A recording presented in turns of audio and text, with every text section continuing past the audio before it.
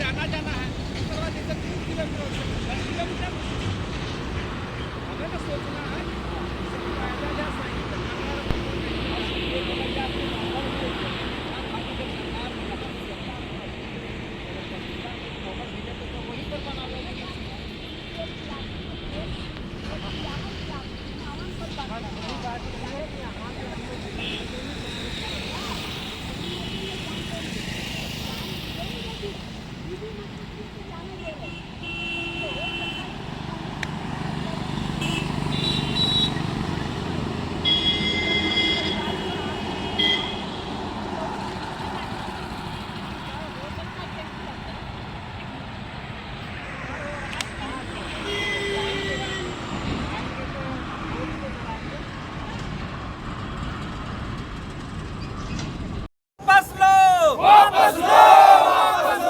भूमि अधिग्रहण वापस लो, वापस लो, वापस लो।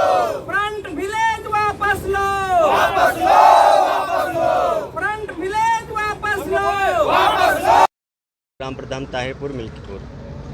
प्रधान जी किस तरह की जो समस्या चल रही है कितने दिनों से, इस पे क्या लगता है क्या होना चाहिए, क्या संज्ञान लिया आप लोगों ने? मैं तो एक निवेदन करना चाहता हूं आपके चैनल के माध्यम से, हम पूरे ग्राम सभा के वासी की तरफ से, कि माननीय प्रधानमंत्री जी जिस संविधान को अपने माथे से लगा के तीसरी बार उन्होंने शपथ ग्रहण करने का काम किया है, वो संविधान किसके लिए बनाया गया है? हमारे लिए बनाया गया है।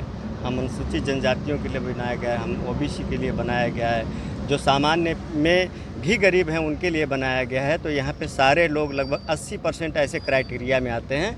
मैं प्रधानमंत्री जी से निवेदन करना चाहता हूँ कि अगर उनको यहाँ के अधिकारी लोग गलत सूचना दिए हों, क्योंकि यहाँ पे कभी भी किसी भी वक्त जब भी सरकारी कर्मचारी आए हैं, मीटिंग किए हैं, यहाँ के लोग ज़मीन देने को राज़ी नहीं थे और उन्होंने गलत सूचना देके, यहाँ पे एडीएम बच्चालाल मौर्य जी थे, उन्होंने गलत सूचना देके कि यहाँ के किसान लोग अपनी ज़मीन रजिस्ट्री करने को तैयार हैं और कुछ किसान ऐसे ज़मीनों को दिए हैं जो गंगा नदी में चली गई है या तो तालाब पोखरे के रूप में है, उनको पैसा चाह रहा था, भ्रमित करा के उन लोगों ने कुछ ऐसी ज़मीनें लिखवा ली।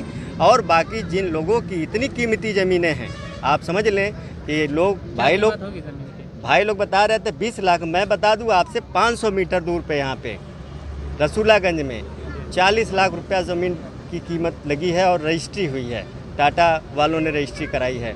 अब आप समझ सकते हैं, पहली बात हम लोगों को कीमत पे जानी नहीं है। मोदी जी, हमारे प्रधानमंत्री जी, हम बनारस वासी उनको यहाँ पे क्या मैसेज देना चाहेंगे? मैं ये मैसेज देना चाह रहा हूँ, जिस तरीके से प्रधानमंत्री जी यहाँ आते हैं बनारस में, बनारस के होके अपना पूरे देश में, पूरे विश्व में नाम कहलाते हैं। हम यहाँ के बनारस के वासी हैं, हमको रहने दिया जाए, हमको उजाड़ा न जाए। मोदी जी कहते हैं मैं माँ गंगा ने बुलाया, मैं कहता हूँ माँ गंगा की गोद में हम लोग पले बढ़े हैं, हम लोगों को यहाँ से हटाया न जाए। और मोदी जी को मैं एक और संदेश देना चाहता हूँ, प्रधानमंत्री जी को भी संदेश देना चाहता हूँ कि उनके अधिकारियों ने उनको गुमराह किया है इस बंदरगाह को बनाने के लिए, ट्रेड विलेज को बनाने के लिए। क्योंकि इससे हमारे बनारस की कछुआ सेंचुरी भी प्रभावित हो रही है। जो वहाँ पे शमशान घाटों पे, हरिश्चंद्र घाट पे और घाटों पे लाशें जलाई जाती हैं, वो लाशों को कुछ अवशेष फेंके जाते हैं गंगा नदी में। कछुआ सेंचुरी इसलिए बनाई गई थी, आज उन्होंने 17 किलोमीटर दूर हटा के कछुआ सेंचुरी को नारायणपुर से आगे कर दिया है। मैं सवाल करना चाहता हूँ कि अब गंगा नदी साफ़ कैसे होंगी? वो जो अधजली लाशें हैं उसको अब साफ़ कौन करेगा? गंगा प्रदूषित हो रही है। एक तरफ माँ गंगा को सफाई करने के लिए अरबों खरबों आप खर्च कर रहे हो, एक तरफ कछुआ सेंचुरी हटाने का केवल इसलिए आपने काम किया कि हमारा बंदरगाह चले। क्योंकि इसके पहले अखिलेश की सरकार थी तो उनकी एक जहाज़ आई थी, कछुआ सेंचुरी की वजह से राजघाट के उस पार ही उनको रोकना पड़ा क्योंकि कछुआ सेंचुरी प्रभावित हो रही थी। इन्होंने कागज़ में हटा दिया है। मेरा निवेदन है कि कागज़ में न हटावें, अगर कागज़ में हटाए हैं तो ये बताने का प्रयास करें कि काशी की सफाई कैसे होगी, गंगा की सफाई कैसे होगी। जो मोदी जी का एक नारा था आपकी बात 400 पार, उस पर जो असर पड़ा उसके बारे में क्या कहेंगे? देखिए, मैं तो बस इतना कहना चाहता हूं कि राजनीति की यहाँ रूप नहीं है, लड़ाई हमारी है। हम अपनी व्यक्तिगत लड़ाई लड़ रहे हैं, हम लोग ज़मीनों की लड़ाई लड़ रहे हैं, लेकिन मैं ज़रूर कहना चाहता हूं कि आप उस संविधान के हक और अधिकार को समझ जाएं जो कि आपको इतना झटका लगा है। अगर संभल जाएंगे तो ये किसान आंदोलन करने पे बाध्य नहीं होंगे, नहीं तो अभी तो आप 242 पे हैं। कल क्या होगा हश्र, ये किसानों का रूप आपको बताएगा। के शासन में 100% वो हो गया फॉरेन इन्वेस्टमेंट, मतलब कहते हैं कि प्राइवेटीकरण, पार्टनरशिप, निजीकरण हो गया है। अब इस बात को लेकर के हम लोग चिंतित हैं कि गांधी जी ने कहा था कि जब सारे हथियार बंद हो जाए,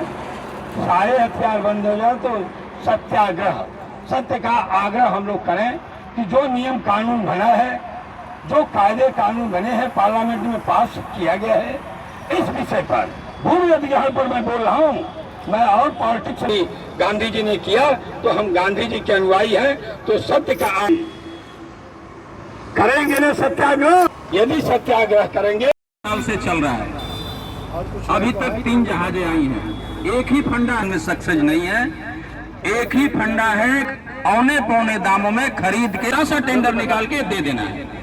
बंदरगाह बने, एयरपोर्ट बने, मॉल बनेगा ना, जिस जमीन पे, जिस गंगा जी के सस्ता किराया भाड़ा होगा, लोग व्यापार करेंगे, उसके साथ हम भी हैं भाई, लेकिन कहाँ हो जाएगा, गंगा जी में पानी ही नहीं है। ये बख्शेंगे नहीं किसी को। अभी किसी के दिमाग में है कि यार मेरे को तो नोटिस नहीं आया, मेरे को तो विस्थापित कर देंगे, मेरे को इतना पैसा मिले, डालो राज करो। पहले कुछ पार्ट को तोड़ रहे हैं, कुछ पार्ट को तोड़ लेंगे, इतने लोग इकट्ठा हो गए तो भाई मजबूत हो रहा है। और लेंगे तो ये खुशी की बात है, लेंगे तो विकास करें, बिको अंबानी को, अपने करीबी दोस्तों को देंगे, दिखाएंगे, आज से 10 साल बाद दिखा देंगे कि नहीं होगा, छोटा सा टेंडर निकाल के कंपनी को बेच देंगे, वो लोग पोर्ट बनाएंगे।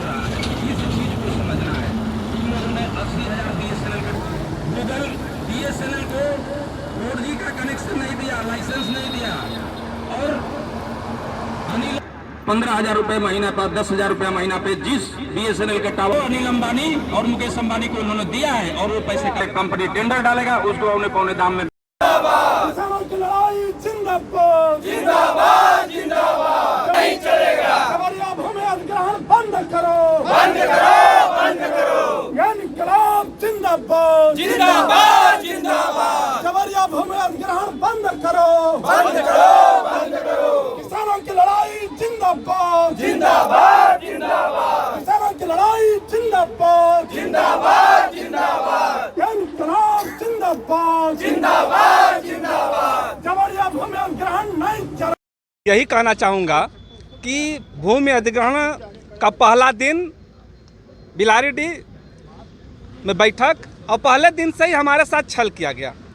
हम लोगों को सादे रजिस्टर पे जो है आगे से 3-4 पेज छोड़ करके दस्तखत कराया गया यहाँ के जो किसान गए थे, और उसके बाद किसानों के आने के बाद जिला प्रशासन ने उस पर कार्रवाई लिख करके ये दिखा दिया है किसानों की स्वीकृति है।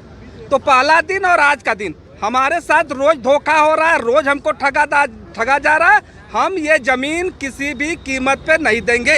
ये जो जमीन है प्राचीन भारत में ये मगध की जमीन है, गंगा के उस पार काशी, गंगा के इस पार जो मगध, तो ये मगध में दोबारा क्रांति होगी, और ये क्रांति शासन नहीं समझेगा तो रक्त रंजित क्रांति भी देने के लिए हम लोग तैयार हैं। दिल्ली में जिस तरह किसानों ने धरना प्रदर्शन किया, यहाँ पे भी आंदोलन होगा? नहीं, अभी तो हम लोग उतने बड़े आंदोलन के लिए तैयार नहीं हैं, लेकिन ये जो है भूमि अगर वो शासन चाहेगा, चाहे वो लाठी का प्रयोग करेगा उसका विरोध करेंगे, गोली का प्रयोग करेगा उसका भी विरोध करेंगे। हम किसी भी तरीके से अपनी ज़मीन छोड़ के नहीं हटेंगे। क्लियर एकदम कंसेप्ट है, हम जान दे देंगे लेकिन अपनी ज़मीन नहीं देंगे।